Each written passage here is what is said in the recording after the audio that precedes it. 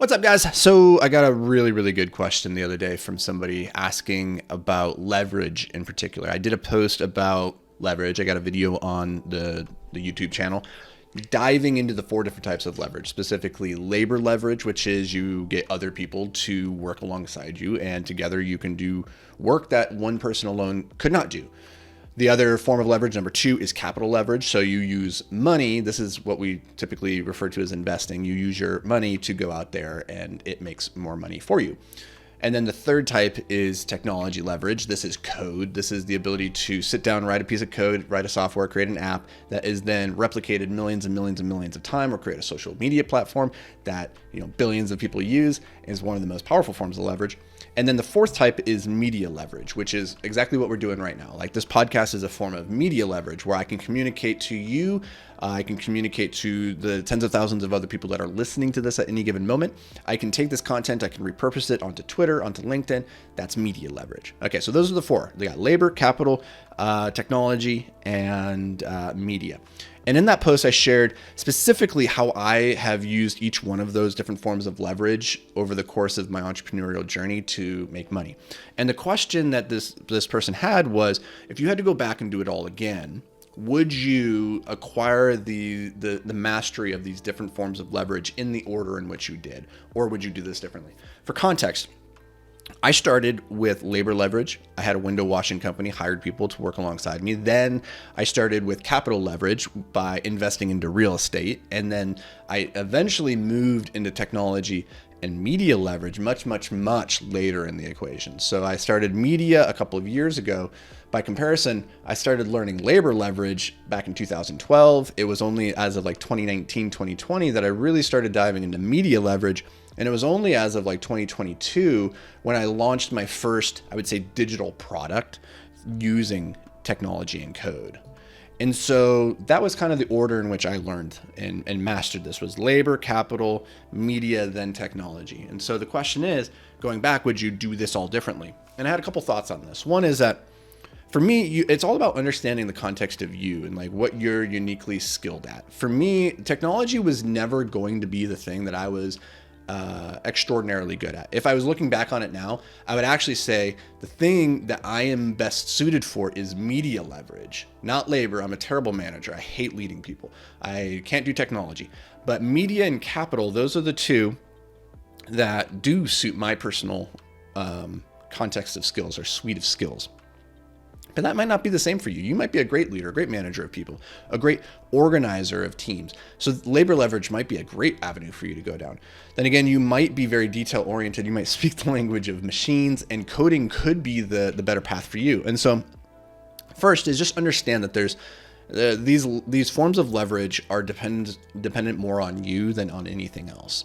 But a couple initial thoughts. Here is, as I think through these different forms of leverage, ways to think about how to tackle them. So labor leverage is typically the fastest way to start making money, but also the most operationally complex. And what I mean by this is, like, you can go to Craigslist and hire somebody in the next hour to come work for you. And then you can go and start making money with them washing windows like later today. You could start generating profit immediately, right? It's not going to be a lot of profit, but you could do it. But it's operationally complex in that as you're doing this, you're going to have to manage another person. And as you hire more and more people, the complexity of communication gets more and more chaotic. And so it's the quickest way to make money. It's not necessarily capped in its earning potential, because there are companies out there with, big workforces, but the only, like, it's a very operationally complex machine that you're going to be building that way. For me, that's how I got started, because I needed that cash initially. So labor leverage was what I went with, but it might not be the right choice for you. The second form, capital leverage, it's the most passive. You literally just deploy your capital, like investing in the stock market or buying a bond, like as passive as it gets, right? In terms of the work that you're required to do. But it also requires, if you want to do it at scale and have other people giving you their capital to invest on their behalf, it requires a lot of reputation. And that takes years and years to build, and it takes a track record. And so you might want to be the next Warren Buffett, but nobody's going to give you $1 billion unless you've proven yourself capable of managing that. So That one takes many years. It takes a lot of reputation, but it's the most passive and it's awesome in a lot of ways. But it also carries the most potential downside because people are entrusting you with their capital. Maybe that's debt, maybe it's just equity, but there is a lot of personal reputation on the line, and that therefore you have a lot more that you could potentially lose. Whereas with labor leverage and the other forms, like if it doesn't work out, it doesn't really matter. But with this one, you could go to jail, you do it wrong. So, something to think about.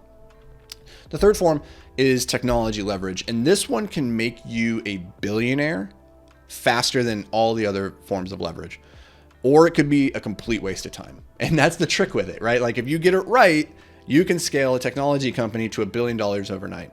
It can be done.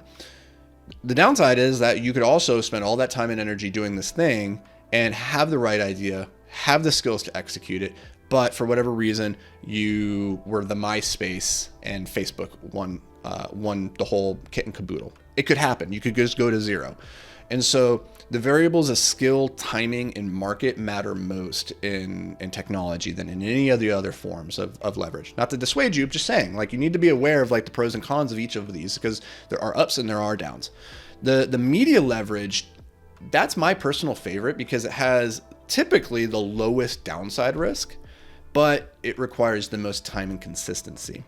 Now, the thing I like about it is I love creating, and that leans itself really well towards media, but it takes a really long time to get that flywheel going. Like I said, I started making content in like 2019, 2020. It's taken like 3-4 years to start building meaningful traction and start getting to the point where people like recognize me on the street, right? So like that wasn't the goal, but if we're using that as a metric for like how long it's taken, like that's taken a minute. So if you're relying on media leverage to try and make an income, that's going to take a bit. And so I don't usually recommend that you start with that one as like your primary means of trying to make money, but I think you need to start building that one as soon as possible in conjunction with the other forms of leverage, because it takes the longest to get going, but once it does, it compounds the fastest of all.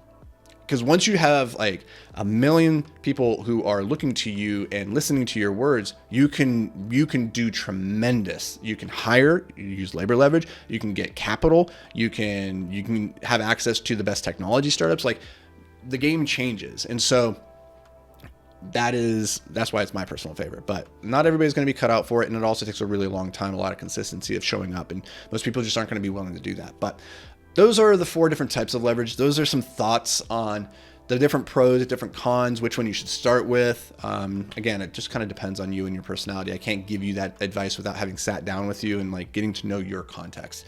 But hopefully this brings you guys a little bit of value, a new way of thinking about leverage, and catch you in the next episode. But until then, stay hyper-focused, my friends.